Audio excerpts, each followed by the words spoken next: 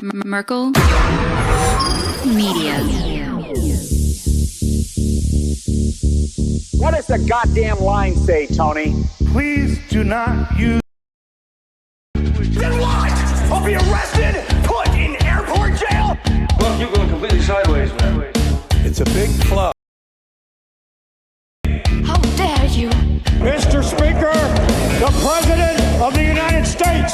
I'm Chris Hansen with David. Attack Theratrix. Hi, I'm Spartacus. Jackson, Sacramento, he, him. Steven Seagal. Sex offender guy. I'm Keith Morris. This is Muammar Gaddafi. I'm Rick James, bitch. Sorting through the lies. The hijacker's passport was found blocks from the World Trade Center crash site, if you can believe. In transactions. And uncovering the centuries-long plan for world.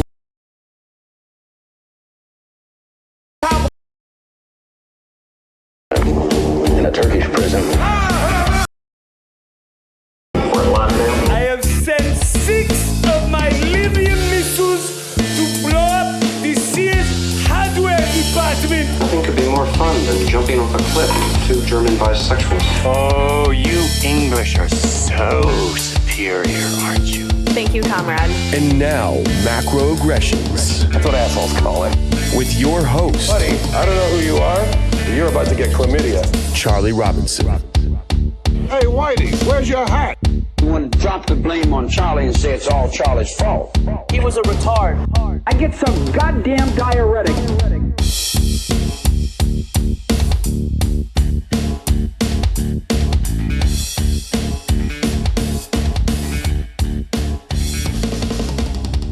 Welcome to Macroaggressions. I'm your host, Charlie Robinson. If you are watching us on Iconic, Rockfin, Odyssey, Band.video, or you're listening wherever podcasts are served, thank you so much. I do appreciate your amazing and continued support. I know you've got a million options out there, so thanks for checking out my brand of craziness. I appreciate it. Hey, speaking of Iconic, they wanted me to let you know that if you're interested in trying out their platform, there's a link in the description. It'll get you 10 days free.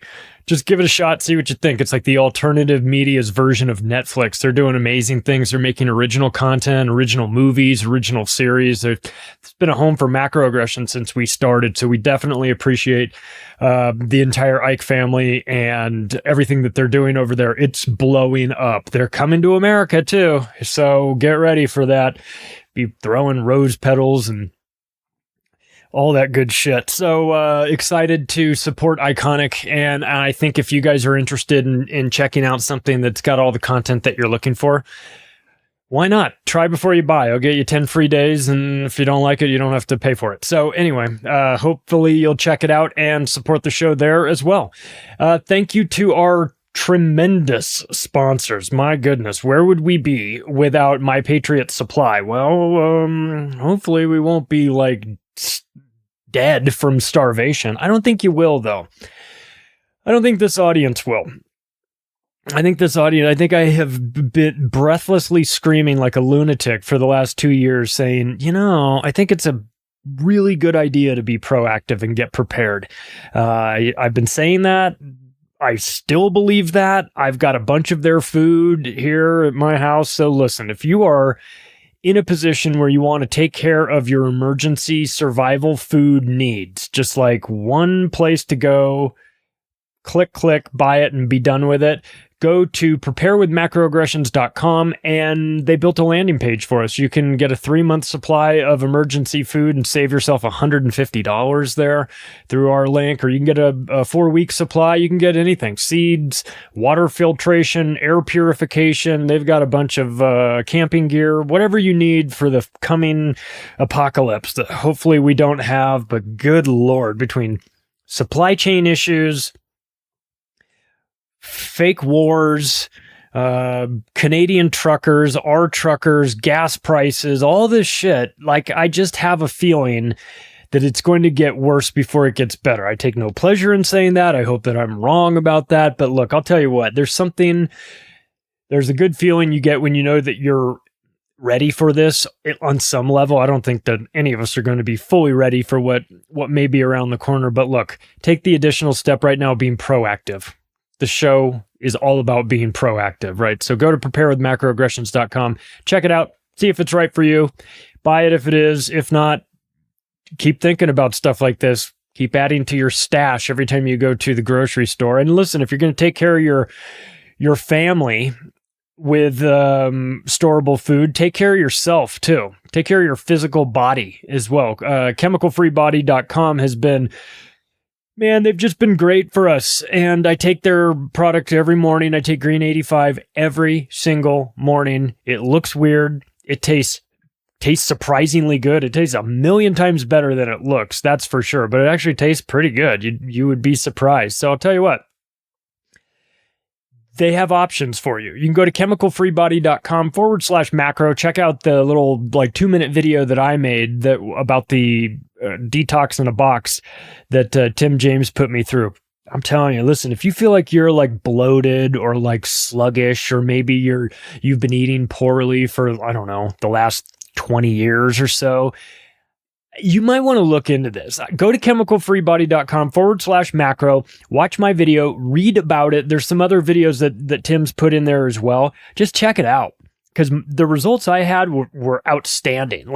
They were so good that it actually was a bit concerning, because I lost a lot of weight. I lost 14 pounds and I wasn't trying to. And I'll be honest with you, I didn't think I had 14 pounds to lose, and yet I did.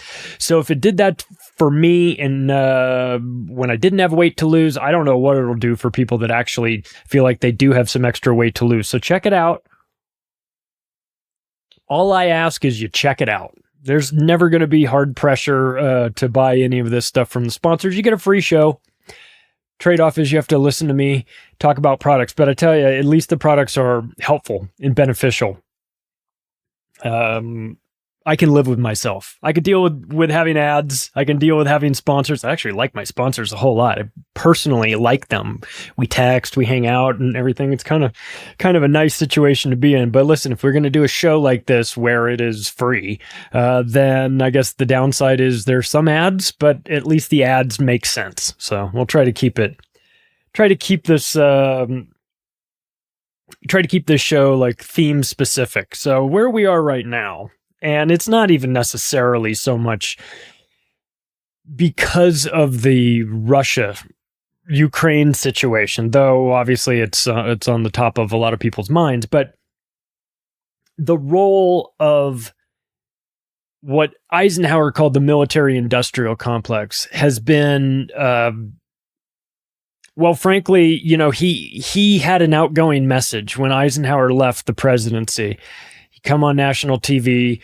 That was when, having airtime on a television channel was a big deal. And especially if you were the president and your outgoing speech, the nation sort of listened. And one of the things that he did was he said he warned against the undue influence of the military-industrial complex. And, he wasn't just the president. He was one of the few 5-star generals that we had. And he did his time in World War II. He was deeply involved in that. So, a guy that would know. Certainly a guy that would know a thing or two about how the military works, how the business behind the military works. And it's a bit of a tricky situation, because you've got to have a defensive force. You've got the military, you need some sort of defensive force. Otherwise, some other tribe with an offensive force can just roll over you. You can try the Switzerland approach if you'd like and just claim neutrality, but you're really at the whim of the person that is opposing you, whether or not they want to respect that. So, in the absence of a neutrality agreement, then you are in a position where you need to defend yourself. I thought it was always interesting that back in World War II, the United States government military committee that was in charge of it was the Department of War. And it wasn't until after World War II that they changed the name to the Department of Defense. And I find it ironic, because since we've become the Department of Defense, there hasn't been a whole lot of defending going on. It's more like the Department of Offense.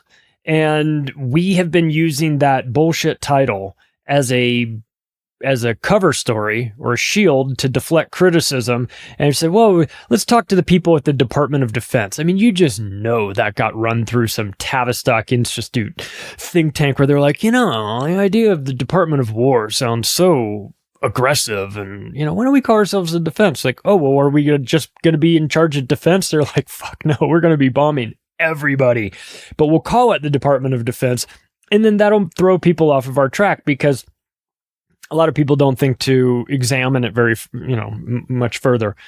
But in America, we have jokingly heard terminology that describes this country as the United States of Lockheed Martin, and that is not by accident. Now, they run a segment of this country. Not all the country, but, they are in charge of the weapons. And usually whoever's got the biggest baseball bat wins. And Lockheed Martin's got the biggest baseball bat. So you don't want to piss them off, even if you're the United States government. So what you wind up doing is you build these really cozy relationships with them because you need each other. It's a mutually parasitic relationship. The military-industrial complex needs America, the government, to finance them. They need the American government to be psychopathic maniacs picking fights all over the war. They need them to drop bombs on Yemen. They need that. I mean, we don't need that. Certainly the population of Sana'a doesn't need that, but Lockheed Martin does, because we got to make their stock price go up, Don't you know? It's all about money. Oh, by the way, at the website, theoctopusofglobalcontrol.com, there's a merchandise store. You can get crazy coffee travel mugs like I've got here. But I digress. Listen, the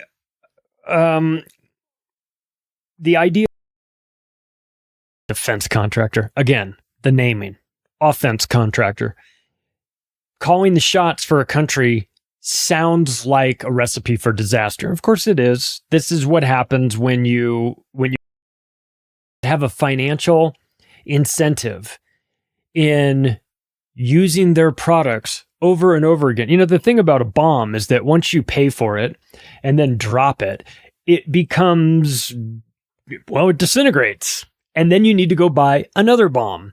They don't return the bombs. They're not keeping their receipts, and they're like, oh, I didn't use all these bombs. Is it okay if I get like store credit or something? Can I exchange these? No, it doesn't work like that. Talk to Obama.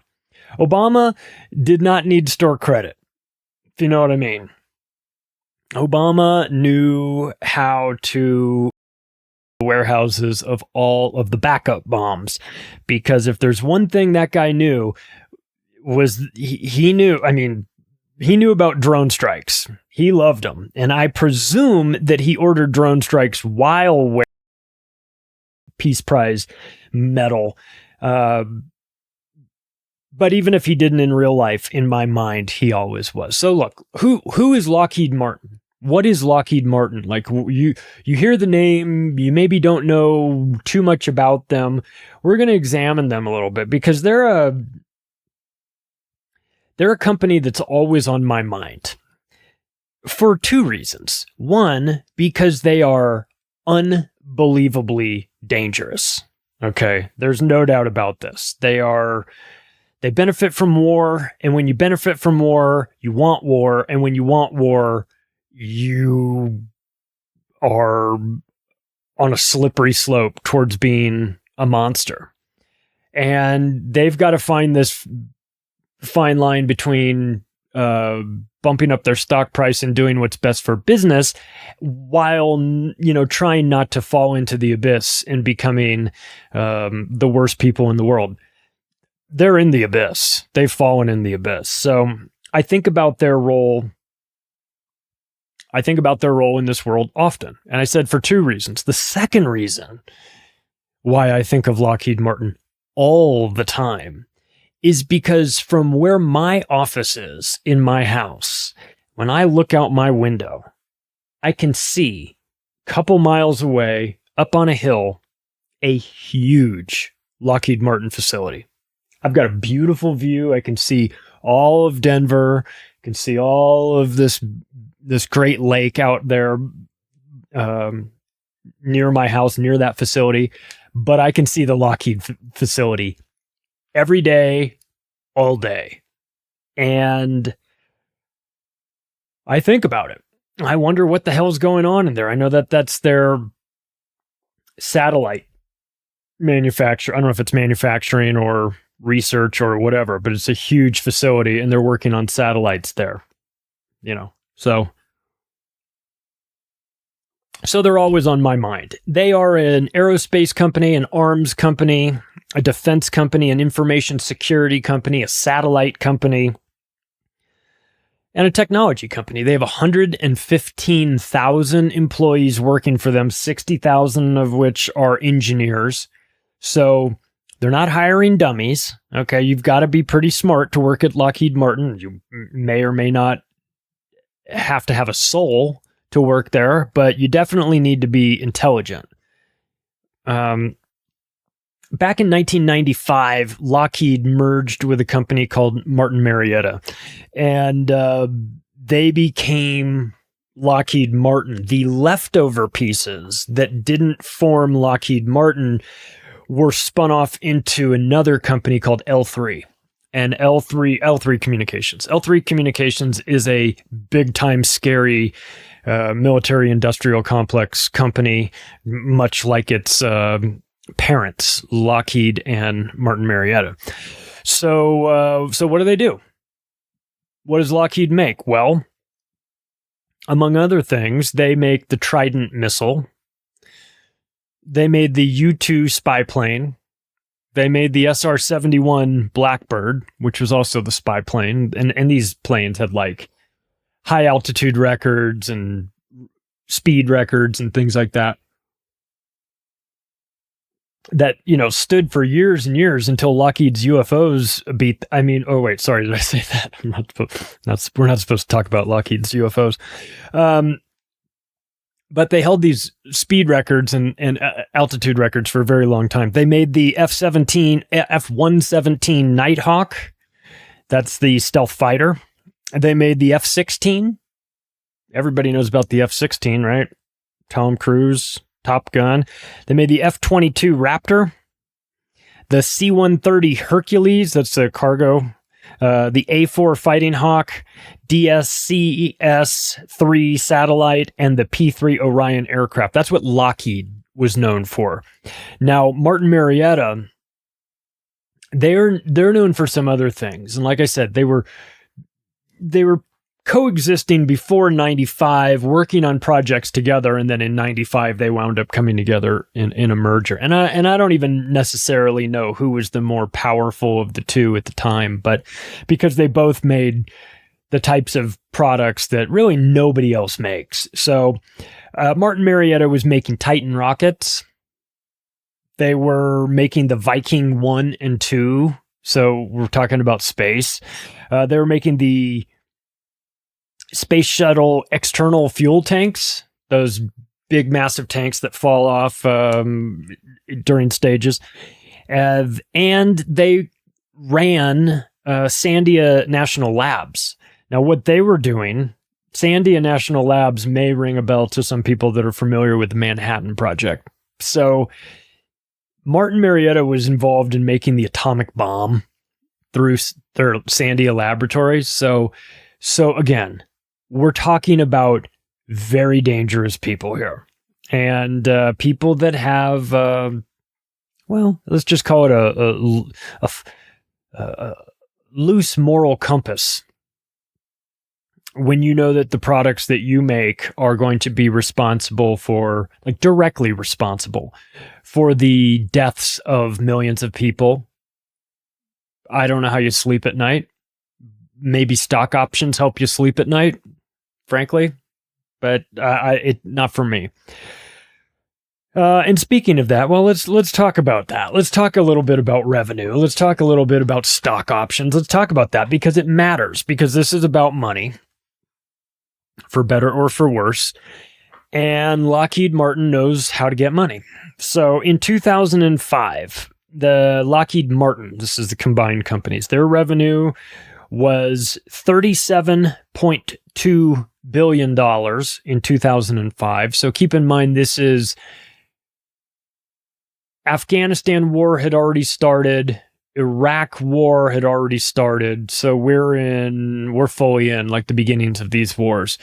And they're doing a little bit over $37 billion in revenue. Their stock price at that time, $41.78. The reason why I bring that up is because it's to compare to where it is now. So, and let's be honest, it is about money. So don't kid yourself. So we're just going to go in 5-year increments. So in 2005, they were at right around $37 billion. 2010, they had upped that to $45.6 billion. What did their stock price do? Well, it went from a little under $42 to a little over $57. Okay, that's 5 years. You've gone up, what is that, $16 or so? 40% gain? It's okay, but over 5 years, I don't know. 2015, their revenue actually had gone down. Weren't enough wars going on, I guess. So their revenue at this point was at $40.5 billion, but their stock price went from a little over $57 a share in 2010 to $187 in 2015. So that's a huge jump, man. That is that's 300% in 5 years. Now you're starting to talk. Now we're getting into some real money for the shareholders. But just wait, because it's about to get crazy. In 2015, their revenue was about $40 billion. In 2020, their revenue jumped to $75 billion. That's $75,000 million went from the United States government to Lockheed Martin. Almost all of it came from the government in some way, shape, or form. What did their stock price do? Well, it went from $187 a share to $354.98 per share. So, if you look back over the 15 years from when they started the wars, you're talking about going from about $42 a share to $355 a share. The business of war is booming. And we wonder why we turn on the nightly news and there's like, well, China's threatening and Russia's threatening and Netanyahu holds out the picture of the time bomb and says Iran is right here. They're months away from having a bomb and all these scare tactics. Yeah, we know. We understand. Big money in war. And Lockheed works with more than 25 different government agencies. So, it's not just the Department of Defense, though they especially love them. But they work with the Department of Energy. They work with the Environmental Protection Agency. They work with the CIA. Great. FBI, IRS, NSA, Pentagon, Post Office, and the Census Bureau. I don't even want to know what Lockheed Martin is doing for the Census Bureau. Targeted drone strikes on people's houses? I mean, it's possible. It's possible. I mean, anything's possible. Hell, they partnered up with D-Wave back in 2011 for one of the first quantum computers that D-Wave was making. And if you remember, if you're familiar with D-Wave, they make quantum computers. These like multi-million-dollar computer systems. And they are able to make calculations that like nobody, that exceed sort of traditional limitations. And I'm not a computer engineer. I don't understand how it all works. I just know that it does work. And I know that Geordie Rose, who's the CEO or formerly was the CEO of D-Wave, I think it was the founder as well. he came out and they asked him, well, what are you doing? What do your computers do? And he says, well, what they do is they open up parallel dimensions, and then that allows us to go into those dimensions and grab information and drag it back into this dimension. And everyone just went, what are you talking about? And he's like, yeah. And then we took one of the first computers and we sold it to Lockheed Martin. And everyone went, oh, don't exactly feel good about that one. So you're talking to interdimensional entities and they're giving you information, and then you've sold that magic teleportation room to Lockheed Martin, the worst company on. Oh, fucking great. Was Monsanto not in the market for one of these dangerous computers? I mean, my God. Anyway, but shout out to Geordie Rose for having the I don't know if it was the balls or being sort of, I don't know, ignorant to the fact, but he agreed to go on Kev Baker's show, the great Kev Baker, you know. And that was a great interview that we were really geeked up to hear. So, look, Lockheed Martin is also filled with a bunch of criminals too. Like any of these big businesses that have massive overlap with the government. They know nothing's going to happen to them. What are you going to do? You're going to put Lockheed Martin out of business? They'll put you out of business. They'll put you out of this world. You know what I mean? You're going to be like, hey, we've had about enough of you over there, Lockheed Martin, with your overbilling the government and taxpayers in 2014. Well, you pay a $27 million fine. Okay, fine. They settled a class action lawsuit for securities fraud, paying $19.5 million. They've, since 1995, when the merger happened, they've paid out a total of $676.8 million to settle 88 different cases of misconduct. So there's plenty of misconduct in there. And so much so that they've paid out close to $700 million. But can we go back to what their revenue was in 2020 again? Oh yeah, $75,000 million. So we're not really worried about this. They're not really worried about this. Oh, we've had some problems with misconduct at Lockheed Martin. What are you going to do about it? Close us? I dare you, you know? So,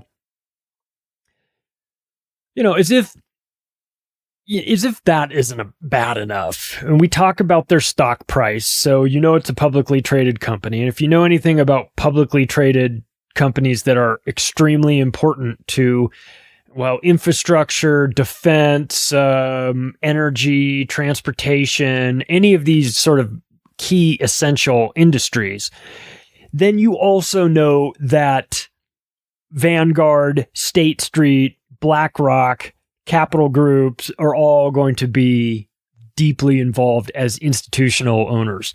And of course they are. In fact, a case can be made that State Street, Vanguard, BlackRock, and capital group companies owns Lockheed Martin. I mean, they've got enough money in there, enough stock of these companies that they have. I mean, to say they have a vested interest would be an understatement. They almost have controlling. They combined have controlling interest. How much controlling interest do you have when you need to partner with the government who wants to have controlling interest of everything? I don't know. But as long as BlackRock and Vanguard and State Street get their dividend checks every quarter, start another war. Oh, our dividends are lower. Looks like it's time for you to start another war. This mansion in Manhattan isn't going to pay for itself. It's just it's disgusting when they monetize war. But look, I guess Lockheed Martin's policy is if you're going to monetize war, at least do it well. Right. So that's what they've done. And what they've done, well, you know, they've done it well for a long time, but they're not perfect. They're not perfect. And I'll get into that in a second as to one glaring fuck up on Lockheed Martin's hands that isn't going to really stop them from continuing to do it. We'll get to that in a minute. So anyway, let's talk about the divisions of Lockheed Martin, because they've got Lockheed Martin Aeronautics, airplanes, obviously, Lockheed Martin Missiles and Fire Control. How'd you like to work at the Lockheed? You work for the Lockheed Martin Missile Factory. Ain't no smoking on your lunch break there. They've got the Lockheed Martin Rotary and Mission Systems. They've got Sikorsky Aircrafts, and they've got a joint venture with Raytheon called, it's called Javelin. It's the Javelin joint venture. So that's like a Javelin missile battery deployment system. So, and they have Skunk Works. And we're going to get to Skunk Works. That actually is the fun part of this. So I said I would talk about some of their fuck-ups. Well, they're up when it comes to the military-industrial complex, or really just about any product I can think of, short of maybe New Coke, than the F-35 fighter jet program. Now, this is, you ever hear that term boondoggle? Yeah. Way of saying huge fuck up. That's what the F-35, it has been described as a $1.4 trillion disaster. It's the fighter jet that looks kind of, well, I was going to say it looks kind of stealth-like. It's not stealth-like, because you know what those look like, but it's sort of it looks similar to that, to the F-117, the stealth fighter. It looks kind of similar to it. Kind of like a hybrid between that and you mixed it with an F-16 to make it a little less, over the top. But great idea. They wanted it to be a fighter. They wanted it to be used as a bomber. They wanted it to be used for close air support. They wanted it to be useful on carriers, and it is unusable for all of those things. It has been described as ineffective as a fighter, ineffective as an interdiction bomber, a disaster as a close air support platform, and completely unsuitable for carrier operations. And you can't fly them in the desert. You can't fly them anywhere where there's like sand. Sand is kryptonite to F-35s. When you see one flying by, just throw handfuls of sand at it. I'm only half kidding. They really can't handle sand, and they can't fly very, very often. They could only fly 2 sorties per week.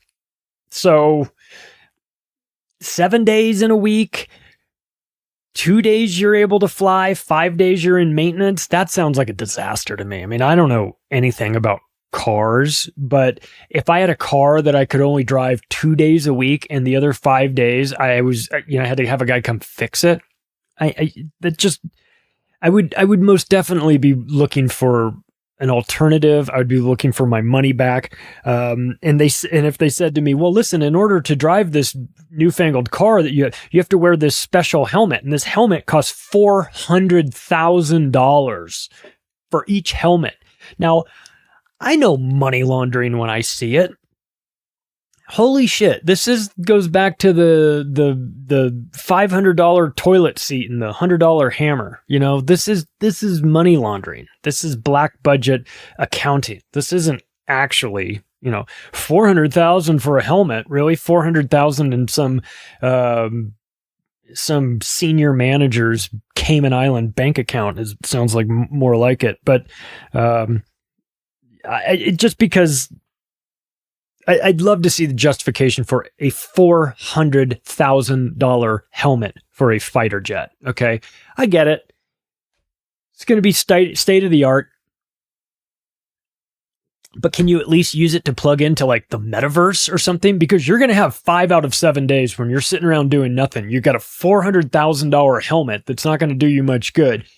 But if you can get online with it, now we're talking. So let's talk about this. Congress approved these F-35s because Congress is, Well, they're filled with a bunch of whores that are financed with lobbying money from Lockheed Martin. So, of course, they don't have a problem allocating our money to go to Lockheed Martin for these ridiculous projects. So they approved $119.6 million per plane. Okay. What a bar. I'm going to round up and just say 120. I'm going to round up by $400,000. The cost of the helmet. We'll throw in the helmet. Okay. So $120 million for each one of these planes that can't fly 5 days a week. The production cost for the F-35B, which is one that was made for the Marines, just the production cost for them was $166 million each. The production cost for the F-35C, which is the Navy version of that, was $185.2 million each. So we've already got a problem. We've already got, Congress says, we'll give you $120 million for each of these. And they're going, yeah, but they're going to cost $185 million each. So what does Congress do? Congress says, we're not giving you another penny. No, I'm just kidding. That would never happen. Congress is like, how much money more do you need? Like, what else? What do you need? Like, here, take my wallet. Did I mention that they cost $20,398 an hour to operate? Because they do. Oh. It's got to be a money laundering op. It has to be. Nobody can be that far off with their... Well, maybe they could. I don't know. It just smells like money laundering to me. The federal contracts that Lockheed receives total more than the budgets of 22 different United States states. Isn't that awesome? Lockheed Martin. This is why they call it the United States of Lockheed Martin. Because their budgets are more than 40% of the states. It's crazy. They spent $13 million last year lobbying, which seems low to me. But, you know, if you get good blackmail, I guess you don't have to spend all that much money. You get a picture of Lindsey Graham in a leather. You get all the F-35 helmets you need. But look, let's be serious for a second. Lockheed Martin. That's what their products do. And not in like a 50-year window like Marlboros do. No, this is directly tied. What has happened in Yemen with the weapons that Saudi Arabia is buying from the United States and then using on the poorest country in the world. And they find it, they find it in the wreckage, like in the rubble. These bombs missiles that had gone off, bombs, whatever, guided bombs, I don't know, however you want to define them. Like written in English. You can see like the thing's shredded, like ripped to pieces, but there's part of it and it's like written in English. And it's like, these are American bombs. They're getting them from a variety of companies. Some of them are being attached to Lockheed Martin planes. Some of them are just straight raining down with Trident missiles as well. So there's that. Israel buys weapons from them, uses them on the Palestinians. Saudi Arabia buys weapons. Yemenis. What do they have in common? Human rights violations all over the place.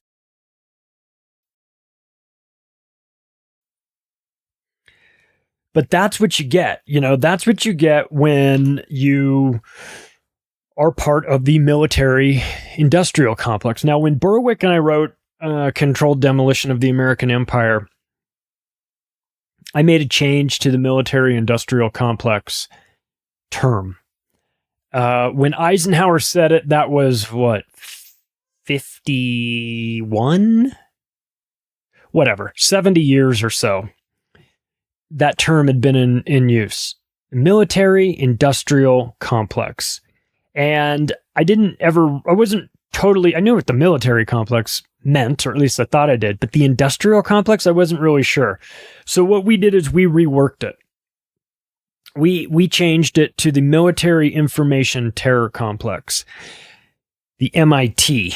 And the reason for this is that I wanted to differentiate between the different industries and the different companies that are parts of these industries, so that you could see that when it comes to the military industrial complex, as Eisenhower described it, that industrial part was pretty vague, and it was vague for a reason. And I think that when you narrow down what that exactly means, what you find is that a lot of the companies that you just assume are making consumer electronics or consumer goods of some kind, they also have a division that's making military grade hardware. In fact, a lot of times it comes out of that relationship that the companies have with the military, and then that technology later is sort of hand-me-down and becomes consumer technology. So it starts with a military application, and after they get a better version of that,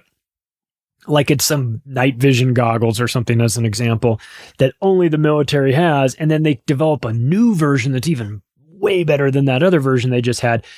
Well, then that older version then sort of becomes the consumer brand. It's like, look at this new set of goggles we just invented 10 years ago for the military, but we're telling you we just invented it. So because of that, I wanted to differentiate and really get into, really just break it down into 3 categories instead of just 2. And I encourage people to buy the book just because there's a lot of information in there about all kinds of topics. But when you're talking about when you're talking about taking down America, part of what you have to do is you have to talk about the overexpansion of the military and how that can't be accidental, and why we've spent so much money, deployed troops, we've thinned out our defenses, and so you wind up having to get into that conversation, and that led us to this modification to the term. So, military information terror complex. Let's break it down like this. Military complex, the military part is relatively easy to understand. Boeing, Raytheon, General Dynamics, Northrop Grumman, BAE Systems, Honeywell, Airbus, DynCorp, KBR, Lockheed Martin. Not limited to these. Of course, there's others, but just some main ones to get brand names that you would recognize. The information part, military information terror complex. The information part, that's your mainstream media. That's social media companies. That's Amazon, Black Cube, Palantir, Wave, Experian, and Kroll. Dangerous. You know Nick Kroll? His dad is in international Kroll Industries? Kroll Industries, I think is what it's called. If you want a good rabbit hole to go down, type in Kroll, K-R-O 9/11. See what you get. In the terror complex, military information terror complex, that would be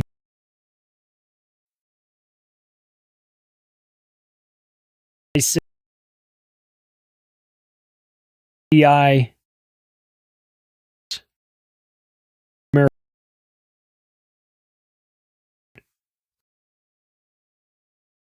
and security, TSA, KGB group.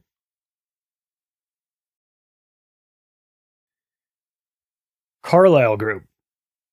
On the morning of September 11th, 2001, in Washington, D.C., George H.W. Bush, former President of the United States, was in a meeting on behalf of his partners at the Carlyle Group with the bin Laden family.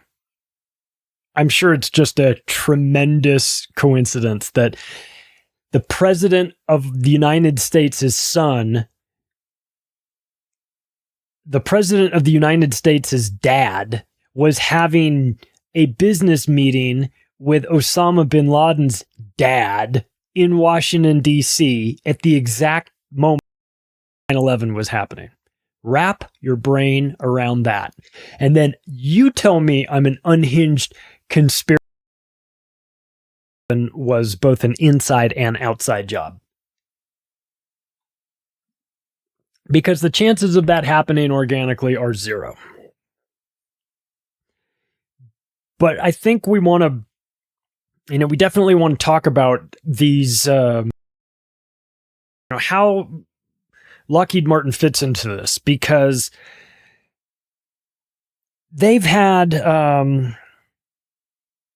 87% of the revenue that they bring in comes from the U.S. government or through, or were contracted to other nations through the United States government. So the conduit is almost always the United States. Very dependent on that. Much like a company like Palantir, who's doing information technology and gets like 97% of their revenue. Lockheed Martin is just a little bit more diverse, not much though. But they are, they're deeply connected to the United States government. There's no getting away from that. They without the other one, they don't succeed. But I think that the money side of this is really crazy. And because we know about the death and destruction of all these wars. I mean, I shouldn't say we know about them. And we've read about them. We've watched movies and documentaries and news clips about them. But I really should correct myself in saying I can't really say that we know what these wars are about. I wouldn't pretend to know what they're about until bombs are dropping on me. But we know of the wars, and we know that they require an unbelievable amount of money to keep them going. So in the last 20 years, starting from 2001, the United States of America has spent $5.6 trillion on war. Let that sink in for a second. $5,600 billion on war. Works out to $23,000 per American. Now, I just know I could find a better use for that money than spending it to shell Fallujah with depleted uranium that causes multi-generational birth defects. That just doesn't sit right with my soul. I'm just opposed to that on every level. Even if it was free for us to do that, even if they would pay us to do that, I would be against it.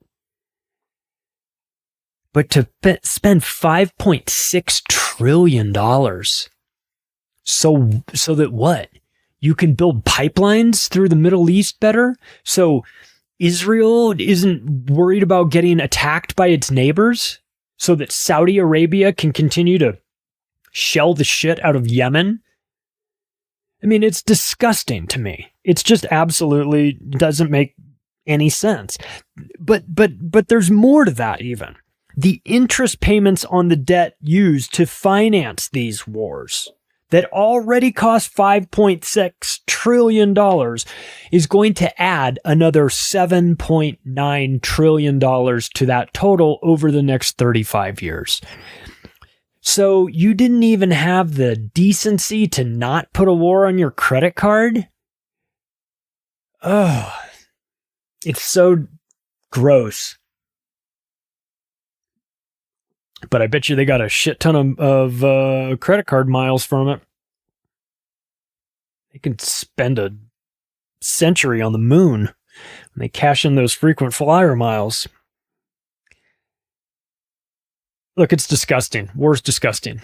And it's not necessary. Defend yourself, fine. The geography of America is such that we don't really have to worry about. Now we have to worry about sneak attacks from Canada, thanks to that Nazi Justin Trudeau. And we've got, Mexico beneath us. And of course, that is one place where you might want to keep an eye on things. And yet, of course, we're not. Biden came out and said, I'm going to take border patrol agents from our southern border and I'm going to fly them to the border of Ukraine and Poland and so they can work there. Never mind the fact that they don't speak any of the languages over there, don't know what the fuck they're doing and don't want to go there. And our southern border is already left wide open. A strategic blunder that is hard to imagine being anything other than intentional. Because I know very little about military strategy, and even I know that you're not supposed to do that. So it makes me think that all this stuff is intentional. And why wouldn't it be? Because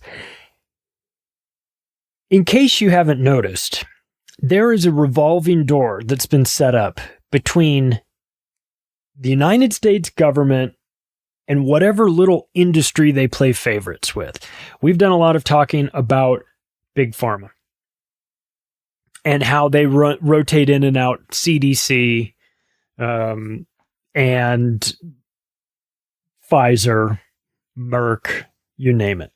So there's this path, and same thing with the regulatory agencies in Washington, D.C. that overlook Wall Street, where you get guys that are working for the Securities and Exchange Commission, and then all of a sudden they take a job at Goldman Sachs. Like, what a surprise. Or vice versa, and they just kind of keep going and coming and going and go.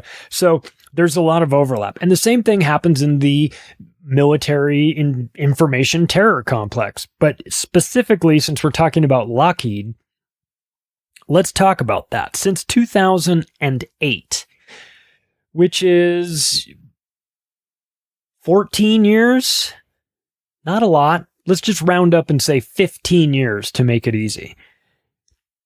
44 different senior Department of Defense officials have been hired by Lockheed Martin. 44 of them. Many of them generals, many of them admirals. They come from the Joint Chiefs. They come from Army, Navy, Air Force, CENTCOM, DARPA, Cybercom. They just go as far as they want to go in the military, retire with their military benefits and all of that, and literally the next day they start at Lockheed Martin. Now, I don't know what all these guys do. I don't know what these 44 people in particular do. I would assume that some of them are in charge of playing golf with clients and schmoozing them and showing up at boardrooms and giving presentations. And they say, well, we're going to march in our former rear admiral to the, he's going to come up here and give you a speech about why Lockheed Martin is so great. And why, when I was in the Navy, we did this. And the only thing, the systems that always worked, we could count on were Lockheed, whatever, whatever sort of bullshit sales pitch these guys are giving them. But that's a problem.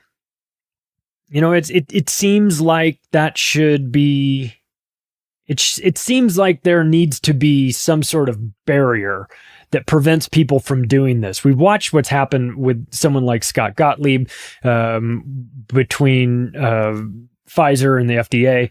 So we understand that these regulatory agencies, government connected positions that go into private industry. Not that there's anything wrong with that, but with certain companies and certain industries in general, you've got to be very careful because they're, overseeing the very industries that they're that they've just came from, or vice versa. So it's something to be aware of, for sure. It's definitely something to be aware of.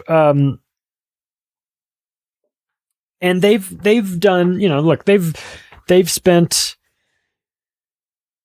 a lot of time developing projects that are cool. It takes a lot of money to develop a new airplane. I'm not pretending that this is cheap or anything like that. But the relationships that they have with the government are questionable. And when you start to bring these people in that have that are coming literally, when you look at the days that they left office and the days in which they started, it was like they left the military on Friday and on Monday they started at Lockheed Martin.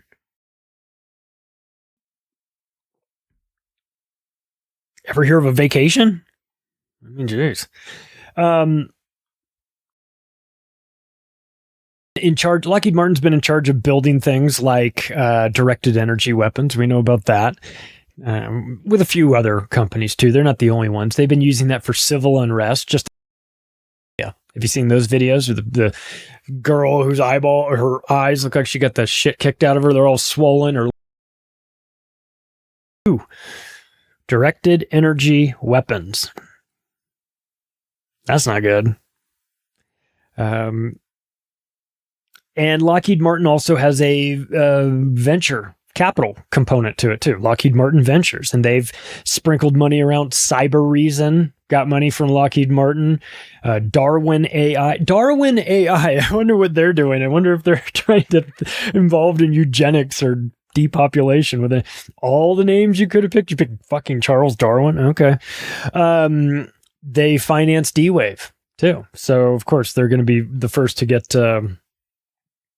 interdimensional demons coming through portals to give them information.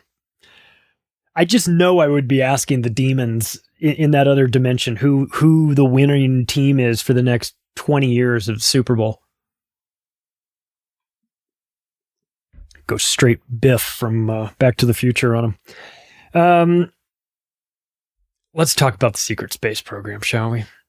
Because Lockheed Martin is knee-deep in this. Have you heard of Skunk Works? Oh, let me tell you. So Skunk Works is the super secret division of Lockheed Martin. I mean, it's not so secret. It's as secret as Area 51 is, right? You know it's there. They originally didn't want you to know it's there because they're doing secret things there, but you're not going to get in. You're not going to see what's going on anyway. So it's there, but it's secret. Now, they were involved in Skunk Works is where the U-2 spy plane came out of, the SR-71 Blackbird, the F-111 stealth fighter, the F-22, the F-35, all of these, even that shitty F-35 that doesn't fly very well, all of these things came out of Skunk Works. And they just built a new $400 million facility in Palmdale. They've got the current campus right now is like 2.4 million square feet of buildings in 58 different buildings. And it's amazing. So it's in Southern California in a city called Palmdale, and which is like the high desert area, kind of north of LA. And that's where they make all the crazy stuff. That's where they make the spaceships. That's where they design the spaceships. Now, I have to read a couple quotes because this is sort of important to know. And I think that anyone that's if you've read the Octopus book, this comes from the Octopus book. This chapter is called Breakaway Civilization. It's towards the end of the book. And this is a quote from Ben Rich, CEO, Lockheed Skunk Works, 1993 alumni speech at UCLA. Hold on to your hats on this one. This was given to a group of engineers, this speech. He said, "We already have the means to travel among the stars, but these technologies are locked up in black projects, and it would take an act of God to ever get them out to benefit humanity. Anything you can imagine, we already know how to do." So, okay, what are you talking about? Like, what are you talking about? That takes me back to Gary McKinnon. Are you familiar with Gary McKinnon? 2001. Gary McKinnon is a hacker in the UK, and he is hacking into the Johnson Space Center Building 8. And what he finds are files. He's hacking this for a while. They don't know he's doing it. He's going through computer terminals that have passwords that are like default passwords, like password is like 1, 2, 3, 4, 5 or something, so whatever the default is. And he said he's not hacking. I've watched plenty of interviews with him. He said I wasn't breaking anything. I was just trying, I just kept trying these admin passwords to see which ones would work. And I'll be damned if he said like a third of them would work, And so for months he was going in and he was reading and he was doing this. So he finally came across this spreadsheet that had a list of what they called non-terrestrial officers on it. And he's like, non-terrestrial officers? And then a list of fleet-to-fleet transfers. And he didn't recognize any of the names on these of these fleets. He didn't understand the names. It was like USSS Roscoe Hillenkotter and everything. He's like, the USS Roscoe Hillenkotter, I know, but the USSS? And apparently it stands for United States Spaceship. I can't confirm that, of course, But Gary McKinnon is an interesting guy because, and I know it's tempting to be like dismissive and go, oh, you know, whatever. Yeah, I do that. I do that from time to time too. But something about Gary McKinnon. First and foremost, as opposed to grifters like Corey Goode and David Wilcock, Gary McKinnon never added to his story. He never changed it. He never embellished it, and it never got any longer. He didn't talk about blue avians or any of that bullshit. He said, this is what I saw. This is what I was trying to pull down an image that I found there that was of a spaceship, and I got disconnected while I was trying to pull it down. They noticed me, and the next thing you know, I was arrested. And what makes me believe Gary McKinnon more so than his lack of embellishment on the story. And again, to be clear, I don't know him. I can't verify that his story is correct. I just know of it. Right. And it's a piece. It's a data point. But when you get all these other data points together, they start to, connect in a way. And the thing about Gary McKinnon that made me feel like he was telling the truth was the response by the United States government towards him. They wanted him Julian Assanged. They wanted him extradited. They tried to find him. They tried to fine him like millions of dollars. They said he broke a bunch of stuff. They wanted to say $15,000 fine for every computer you went in because you broke it. He's like, I didn't break anything. You retards forgot to change your passwords. I didn't have to break it. You made it easy for me to just walk in there, So, so the response towards him by the U.S. government was the response you would have if somebody actually did break in and was seeing all your secret stuff, So,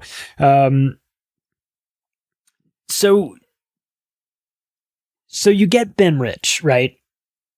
And he comes out and he says this. He says, we now have the technology to take ET home, and it won't take a lifetime to do it. Like, okay, hang on. That is, that's kind of a big statement, right? Well, what's going on, right? So what's the secret space program and who's running it? Well, it's run by the Navy because it's ships. Even though it's spaceships, it's run by the Navy. So I think what it throws most people off is they assume the Air Force is running this op or Space Force. Could you imagine? Space Force. Space Force is not running this operation. The Navy is, though, surprisingly. And you have this concept called Solar Warden. That's what he found, was the Solar Warden program. That's the United States Naval Network and Space Operations Command, NNSOC.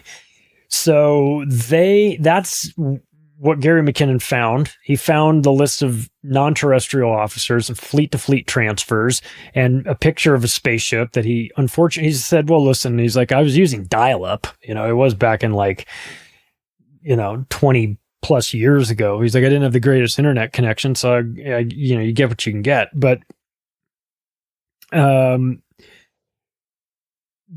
I think it's important for people. They go, well, secret space program, that would cost a ton of money. Do you think it would cost something like $2.3 trillion that we cannot account for? Because Donald Rumsfeld announced that on September 10th, 2001, knowing damn well that headline would be removed from the page the following day, which of course it was. Then you've got Catherine Austin Fitts and Professor Mark Skidmore from Michigan State trying to find the missing $21 trillion. Now that's just looking at DOD and HUD. There's 15 other agencies that they didn't get a chance to fully examine before they changed the accounting laws on them to make it so that the government could just black out everything. So that at least $21 trillion is unaccounted for through those two, DOD, HUD. You've got Rumsfeld talking about another $2.3 trillion. So now we're at $23.3 trillion that's, quote, missing. Where is that? You've got Ben Rich talking about we have the technology to take ET home. You've got TR-3Bs. Okay, that's the triangle spaceship out there. Now that's not made by Lockheed Martin. That's made by Northrop Grumman, but they're real. They're real. They're real, like in the sense that the stealth bombers were always real too. And if you saw a stealth bomber at night and you were out of the park, doing something, and a stealth bomber went over, you saw a spaceship. I mean, 100%. But you didn't, because that was made by other companies, terrestrial companies. And the TR-3B is no different. That's a next gen ship that just hasn't been unveiled to the public. Is it making trips to the moon and back? Maybe. It's speculated. I don't know. Haven't been on one. If there's any TR-3B pilots out there, please contact me. I have a million questions for you. Yeah, so Lockheed Martin, when people go back and look through their budgets, they had a mysterious, bump in their budgets in the mid 80s. And people believe that that's part of the secret space program. That was for a black project that they can't talk about, obviously. And that's the belief that it was part of that. Again, hard to tell. When you're dealing with this level of, this amount of money and this amount of secrecy, it's really difficult to know if you're getting straight answers. So really the best you can do in some of these cases is say, this is what I've got. This is what I've found. This is what I found. And so you get enough of that and you see if it fits together. And sometimes it does and sometimes it doesn't.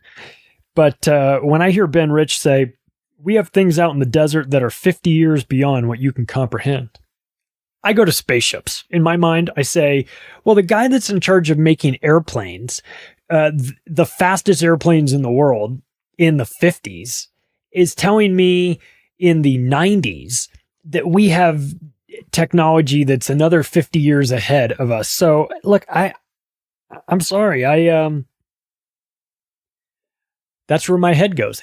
And not for nothing either, because Lockheed Martin is building NASA's Orion multi-purpose crew vehicle.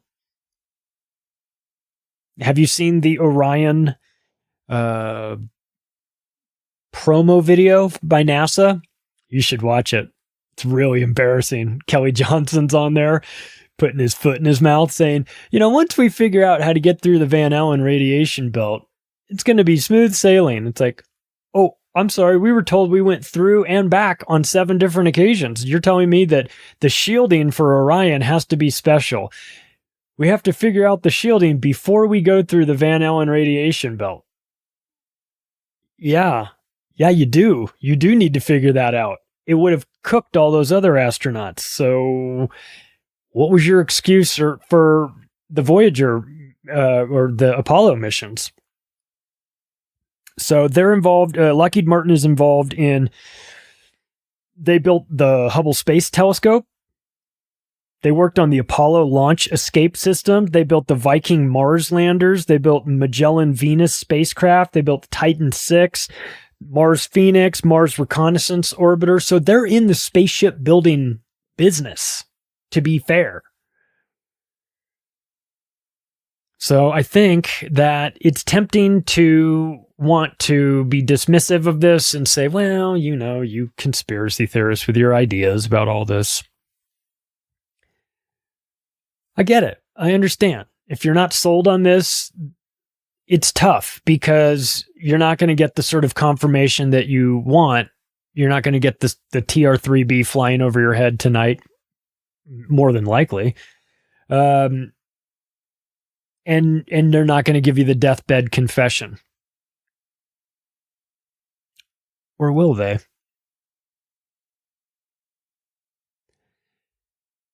In 1993, when Ben Rich was giving the speech at UCLA, an engineer named Jan Harzen followed him. He later became the international director at MUFON.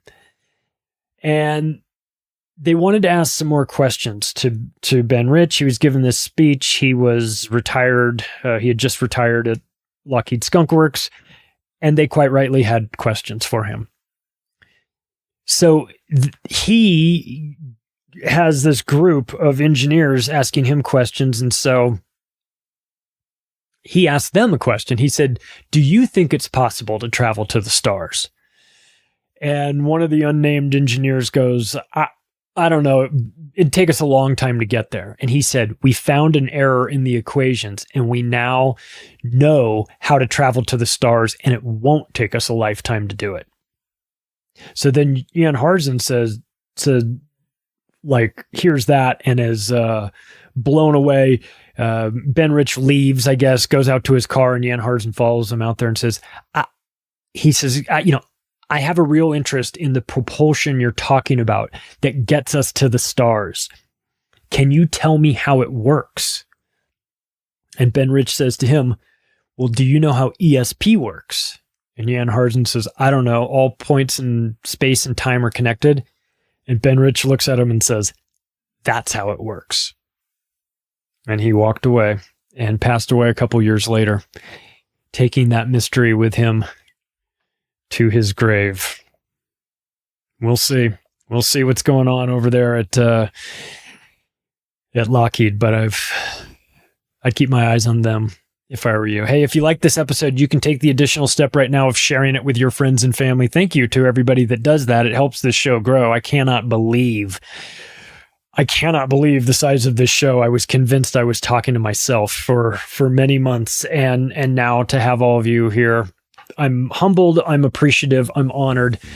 And if you'd like to connect with me, you can do so through the website, theoctopusofglobalcontrol.com. You can follow me on Twitter at macroaggressions, and I will talk to you all soon.